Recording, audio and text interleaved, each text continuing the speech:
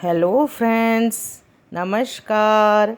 Welcome to my channel Shanti peace of mind. दोस्तों, आज अक्षय तृतीया का महत्व के ऊपर अपन चर्चा करेंगे। चलिए, अक्षय तृतीया या आखा तीज वैशाख मास में शुक्ल पक्ष की तृतीया तिथि को कहते हैं। पौराणिक ग्रंथों के अनुसार इस दिन जो भी शुभ कार्य किए जाते हैं उनका अक्षय फल मिलता है। इसी कारण इसे अक्षय तृतीया कहते हैं। वैसे तो सभी 12 महीनों की शुक्ल पक्ष तृतीया शुभ होती है, किंतु वैशाख माह की तिथि स्वयं सिद्ध मुहूर्तों में मानी गई है। अक्षय तृतीया का सर्व सिद्ध मुहूर्त के रूप में भी विशेष महत्व है।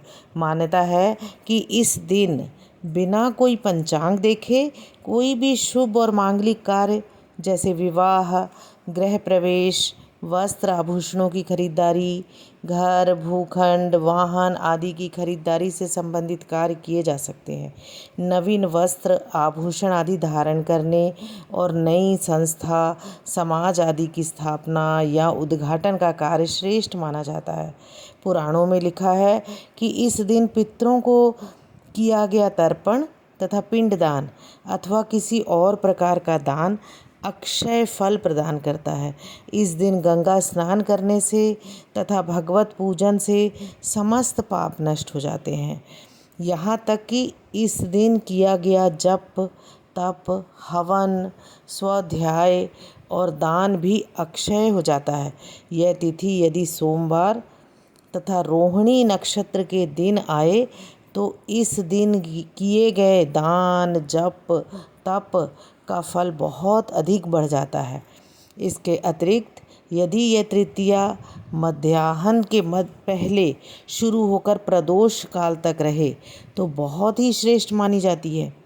और यह भी माना जाता है कि आज के दिन मनुष्य अपने या स्वजनों द्वारा किया गया जाने अनजाने अपराधों की सच्चे मन से ईश्वर से प्रार्थना करे कि हे प्रभु, उनके किए गए अपराधों को क्षमा करें, तो भगवान उनके अपराधों को क्षमा कर देते हैं और उन्हें सद्गुण प्रदान करें।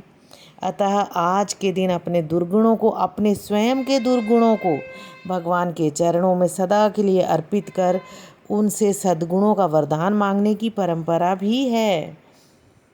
अक्षय तृतीया के दिन ब्रह्म मुहूर्त में उठकर समुद्र या गंगा स्नान या किसी पवित्र नदी में स्नान करने के बाद भगवान विष्णु की शांत चित्त होकर विधि विधान से पूजा करने का प्रावधान है।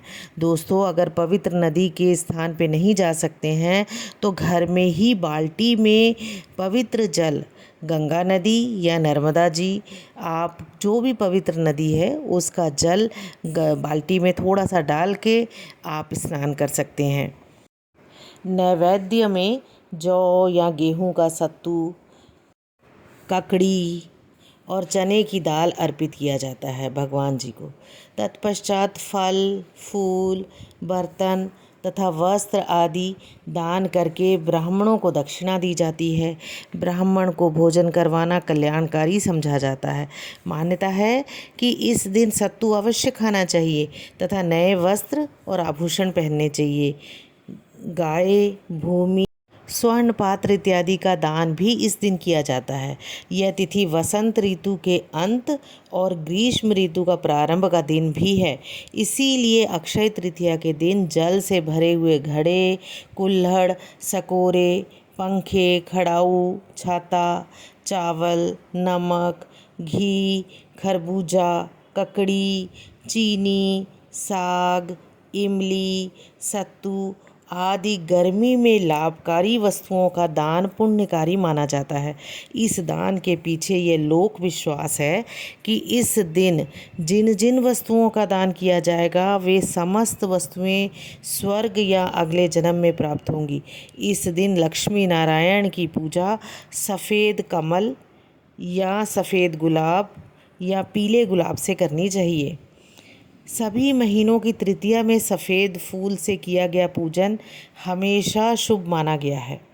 ऐसी भी मान्यता है दोस्तों कि अक्षय तृतीया पर अपने अच्छे आचरण और सद्गुणों से दूसरों का आशीर्वाद लेना अक्षय रहता है। भगवान विष्णु और माता लक्ष्मी जी की पूजा विशेष फलदायी मानी गई है। इस दिन किया गया आचरण और सत्कर्म अक्षय रहता है। भविष्य पुराण के अनुसार इस तिथि की युगादि तिथियों में गणना होती है। सतयुग और त्रेता युग का प्रारंभ इसी तिथि से हुआ है। भगवान विष्णु ने नर नारायण, हयग्रीव और परशुराम जी का अवतरण भी इसी तिथि को हुआ था। ब्रह्मा जी के पुत्र अक्षय कुमार का आविर्भाव भी इसी दिन हुआ था और इस दिन श्री बद्रीनाथ जी की प्रतिमा स्थापित कर पूजा की जाती है और श्री लक्ष्मी नारायण के दर्शन किए जाते हैं। प्रसिद्ध तीर्थ स्थल बद्री नारायण जी के कपाट भी इसी तिथि से पुनः खुलते हैं। वृंदावन स्थित श्री बांके बिहारी जी मंदिर में भी केवल इसी दिन श्री विग्रह के चरण दर्शन होते हैं, अन्यथा वे पूरे वर्ष वस्त्रों से ढके रहते हैं। जी.एम. हिंगे के अनुसार तृतीया 41 घटी 21 पल होती है तथा धर्म सिंधु एवं निर्णय सिंधु ग्रंथ के अनुसार अक्षय तृतीया 6 घटी से अधिक होना चाहिए और पद्म पुराण के अनुसार इस तृतीया को अपराह्न व्यापिनी मानना चाहिए और इसी दिन महाभारत का युद्ध समाप्त हुआ था और द्वापर युग का समापन भी इसी दिन हुआ था। दोस्तों, ऐसी मान्यता है कि इस दिन से प्रारंभ किए गए कार्य अथवा इस दिन को किए गए दान का कभी भी क्षय नहीं होता। मान्यता है कि अक्षय तृतीया में भगवान गणेश और वेद व्यास जी ने इसी दिन महाभारत लिखना शुरू की थी और सुदामा की अपने पुराने मित्र भगवान श्री कृष्ण से मिलने और भगवान द्वारा अपने मित्र को धन और धान्य लाभ प्रदान करने की कहानी भी इसी दिन हुई थी। भगवान कृष्ण और अक्षय तृतीया से जुड़ी एक और कहानी है। कृष्ण ने पांडवों को अक्षय पात्र भेंट किया था जिसमें भोजन कभी समाप्त नहीं होता है, वो भी इसी दिन हुआ। आखा तीज पर देवी अन्नपूर्णा का जन्म हुआ और गंगा जी भी स्वर्ग से पृथ्वी पर इसी दिन अवतरित हुई हैं। कुबेर ने देवी लक्ष्मी जी की पूजा और अक्षय तृतीया के दिन ही उन्हें कोषाध्यक्ष बनाया गया और जैन धर्म के लोग उनके पहले भगवान आदिनाथ जी के लिए इसी दिन सेलिब्रेट करते हैं। हाँ दोस्तों, अगर अभी तक आपने मेरे चैनल को सब्सक्राइब नहीं किया है तो सब्सक्राइब कीजिए, इसे लाइक कीजिए और अपने दोस्तों में भी शेयर कीजिए। मैं बहुत अच्छी जानकारी लेकर आपके पास आती रहूँगी।